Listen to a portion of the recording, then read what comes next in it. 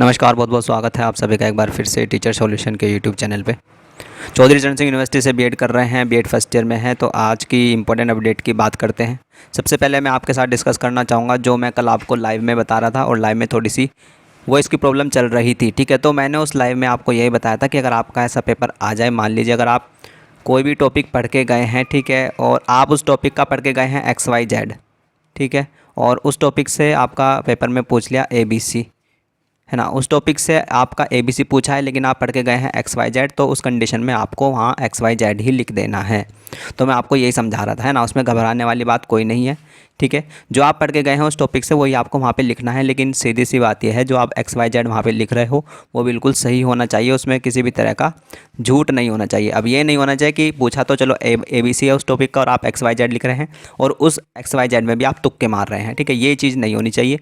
तो वो चीज़ आपकी चल जाती है, ठीक है। तो इसमें ज़्यादा घबराने वाली बात नहीं। तो फिलोसफिकल का जो पेपर था वो कुछ ऐसा ही था, ठीक है। थोड़े ट्रिकी क्वेश्चन करके आए हुए थे, थोड़े घुमा के क्वेश्चन आए हुए थे, लेकिन गैस पेपर से आपके क्वेश्चन थे, क्योंकि कुछ बच्चों की मैंने कमेंट देखी तो वो उन्होंने यही कहा है कि सर थोड़े ट्रिकी थे लेकिन थे गैस पेपर में से ही वो। तो ऐसे ही करना है, ठीक है, इसमें घबराने वाली बात नहीं है। और ये यहाँ पे आपके फुल मार्क्स आपको मिल जाते हैं, मतलब आपने बिल्कुल सही लिखा है तो आपको मार्क्स मिल जाते हैं, क्योंकि सब्जेक्टिव पेपर है। सब्जेक्टिव पेपर में कुछ सही और गलत नहीं होता है, सिर्फ आपकी सोच चेक होती है कि आप इस बारे में क्या सोचते हो, ठीक है। तो वहाँ पे जो भी आपने लिखा है वहाँ पे आपको मार्क्स मिलेंगे, ठीक है। तो चलिए यही मुझे बताना था। और आज की बात करते हैं जो कि आपका न्यूज़पेपर में आया है, जो कि काफ़ी अच्छी खबर आपके न्यूज़पेपर में निकल के आई है। सबसे पहले खबर की मैं बात करूँगा जो कि बहुत ज़्यादा इंपॉर्टेंट है, ठीक है। देखो, ये काम बिल्कुल भी नहीं करना है, और इस खबर को पढ़ के देखेंगे तो बीएड की परीक्षाएँ में नकल करते पकड़ी गई छात्रा। तो सीधी सी बात यह है कि हमारी छोरी छोरों से कम है क्या, है ना कहते हैं कि हमारी छोरी छोरों से कम है क्या। तो वही सीधी सी बात है कि अब देखो लड़की भी पकड़ी गई है नकल करते हुए, और सीधी सी बात है जो फ्लाइंग है उन्होंने क्या UFM लगा दिया, है ना। तो सीधी सी बात है करियर ख़राब। तो नकल नहीं करनी है, नकल करनी है तो भाई सीधा सीधा गैस पेपर ही कर लो, वो भी एक तरह से नकल ही है। गैस पेपर भी कर लोगे तब भी आपका पेपर 100% ही आ रहा है ना। यहाँ पे करियर ख़राब करने वाली बात आप लोग करते हो, तो नकल नहीं करनी है, इतना बड़ा पेपर भी नहीं है। चलिए, कई बीएड परीक्षा केंद्रों पर अव्यवस्थाएं, यानी कि सीधी सी बात है भाई दिक्कतों का सामना बच्चे कर रहे हैं सेंटर पर। बीएड परीक्षा केंद्रों में व्याप्त समस्याओं के निस्तारण की मांग करते हुए छात्र नेताओं ने चौधरी चरण सिंह विश्वविद्यालय के कुल सचिव का कार्यालय में ज्ञापन दिया। चलिए, विनीत चापरान और अंकिता धाना ने अधिकतर परीक्षा केंद्रों के कक्षों में प्रकाश की व्यवस्था नहीं है। ये देखो कितनी गलत बात है ना, मतलब लाइटिंग ठीक नहीं है रूम में। कुछ जगह उमस और गर्मी के बीच परीक्षार्थी बिना पंखे के ही परीक्षा दे रहे हैं। छात्रों को परीक्षा शुरू होने से पहले उत्तर पुस्तिका में एंट्री के लिए दिया जाने वाला 15 मिनट का समय भी नहीं दिया जा रहा, यानी कि बिल्कुल टाइम पर ही। सुनने में ये भी आ रहा है कि बिल्कुल टाइम पर ही आपको आंसर कॉपी दी जा रही है, तो वो चीज़ गलत है। कम से कम एंट्री करने से पहले, मतलब कॉपी टाइम शुरुआत होने से पहले जो एंट्री करनी है उसके लिए प्रॉपर टाइम यहाँ पर देना चाहिए, है ना। आगे की अपडेट की बात करते हैं फटाफट से। आगे की अपडेट यही है कि प्रवेश पत्र पर केंद्र न रोल नंबर, छात्र की छुट्टी परीक्षा, यानी कि क्या है कि जो आपका एडमिट कार्ड है उस पर ना सेंटर का लिखा है और ना रोल नंबर लिखा है, तो बच्चा जाए तो जाएगा, है ना। 17 जुलाई से शुरू हुई बीएड परीक्षा में प्रवेश पत्र की खामियां विद्यार्थियों पर भारी पड़ गई। छात्रों को वेबसाइट से बिना केंद्र और रोल नंबर के प्रवेश पत्र डाउनलोड हुए। देखो जी, इससे छात्र केंद्र पर पेपर में शामिल नहीं हो सके। हालांकि विश्वविद्यालय का दावा है कि इसमें कॉलेज की गलती है। अब तो एक दूसरे के ऊपर ब्लेम करेंगे ही। यूनिवर्सिटी कहेगी कॉलेज की गलती है, कॉलेज कहेगा यूनिवर्सिटी की गलती है। कॉलेजों ने निर्धारित समय पर छात्रों के परीक्षा फॉर्म कन्फर्म नहीं किए हैं। ऐसे में एडमिट कार्ड पर अनुक्रमांक और केंद्र दर्ज नहीं हुआ। लेकिन इस स्थिति में प्रवेश पत्र डाउनलोड होने पर विश्वविद्यालय भी सवालों के घेरे में आता है। बिल्कुल सही बात है। अगर मतलब उसके रोल नंबर और वो नहीं है वहाँ पे सेंटर एडमिट कार्ड, तो एडमिट कार्ड डाउनलोड कैसे हो गया, है ना। पेपर से वंचित छात्र हर रोज़ कैंपस पहुंच रहे हैं। देखो ये तो दिक्कत वाली बात ही है, और यूनिवर्सिटी को इसका समाधान निकालना चाहिए, या तो फिर से पेपर कराएं, है ना। और यहाँ पे सबसे इंपॉर्टेंट बात, अगर आप बीएड सेकंड ईयर में हैं, बीएड फाइनल ईयर में हैं, है ना, तो आप भी क्या है एमएड की जो आपका फॉर्म है वो उसके लिए लास्ट डेट बढ़ चुकी है। तो आप अगर एमएड करना चाहते हैं सीएसएस यूनिवर्सिटी से तो इसका फॉर्म भी भर सकते हैं, ठीक है। 23 तक जमा कर सकेंगे पंजीकरण शुल्क, यानी कि आप एमएड का फॉर्म भाई भर सकते हो, ठीक है। अगर आप एमएड करना चाहते हो और फाइनल ईयर में हो तो सीएसएस एमएड कर सकते हो। 23 तारीख है लास्ट डेट, है ना, फॉर्म भरने की, तो फॉर्म भर लीजिएगा। तो ये सारी चीज़ें हैं, एंट्रेंस होता है, ठीक है, एमएड का, फिर आपका एडमिशन होता है। तो ये सारी अपडेट मुझे आपको देनी थी, ठीक है, आज। और जो मैंने आपको बताया है, ठीक है, उसका ध्यान रखना कि टॉपिक से अगर कुछ भी आए, है ना, टॉपिक से अगर ABC आ जाए लेकिन आप XYZ पढ़ के गए हो तो आपको वहाँ पे लिख देना है, उसमें कोई दिक्कत वाली बात नहीं है, है ना। अब ऐसा तो नहीं हो सकता ना कि बिल्कुल गैस पेपर में से एक एक वर्ड लिखा आ जाएगा बिल्कुल छपा हुआ, जैसे गैस पेपर में बताया है, बिल्कुल ऐसा नहीं है ना। वो एग्जामिनर ही क्या जो गैस पेपर में फंस जाए है ना, फिर उस एग्जामिनर का नाम ही एग्जामिनर नहीं होना चाहिए ना, कि हमारे गैस पेपर ने उसको फंसा लिया एग्जामिनर को, ऐसा भी नहीं होना चाहिए, वरना वहाँ पे एग्जामिनर की क्या है तौहीन है।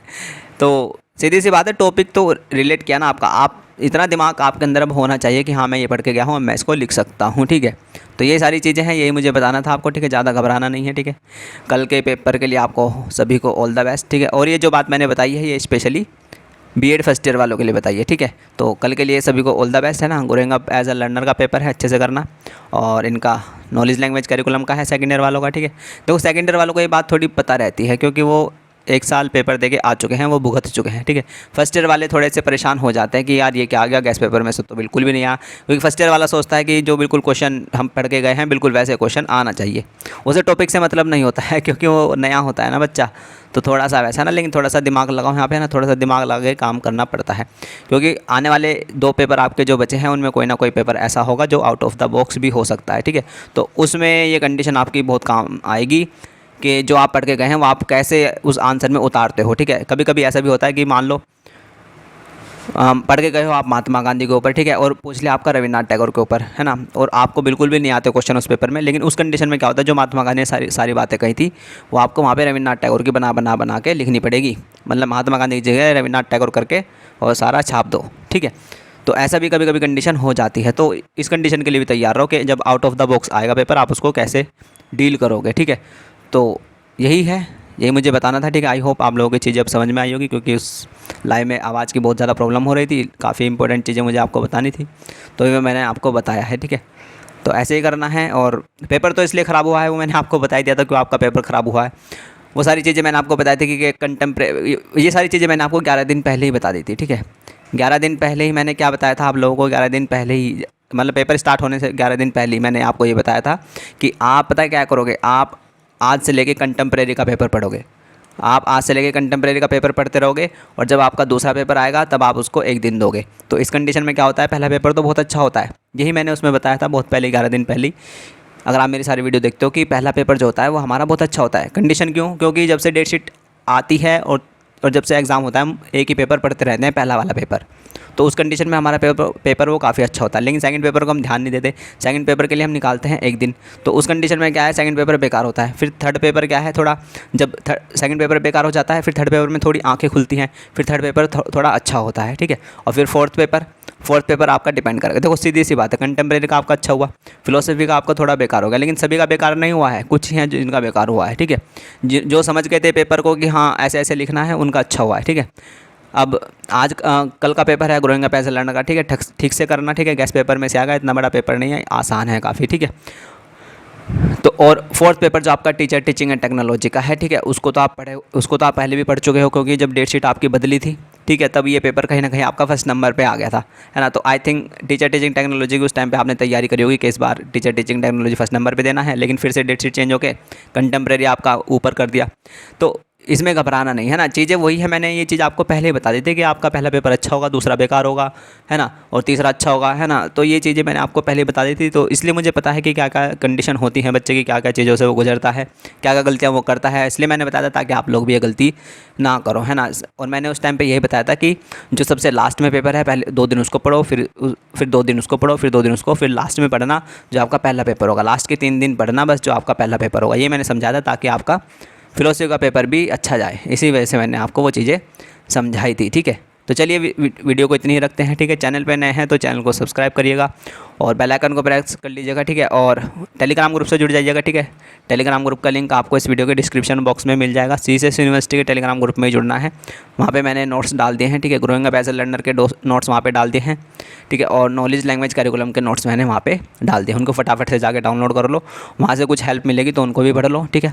चीज़ें हर एक चीज़ें हम पेपर के टाइम पे आपको उपलब्ध कराते रहते हैं ताकि किसी भी चीज़ की आपको दिक्कत ना हो। तो टेलीग्राम का लिंक डिस्क्रिप्शन बॉक्स में मिलेगा और सीएसएस यूनिवर्सिटी के टेलीग्राम ग्रुप में ही जुड़ना है। 3000 प्लस बच्चे वहाँ पे अभी तक जुड़े हुए हैं, ठीक है। तो वीडियो अच्छी लगी तो लाइक करिएगा, ठीक है, और अपने फ्रेंड के साथ शेयर करिएगा ताकि उन्हें पता चले कि नकल नहीं करनी है। ये वीडियो इसलिए भी थी, नकल नहीं करनी है, ठीक है। यूएफएम लग जाएगा, अनफेयर मीन्स और करियर ख़राब, ठीक है।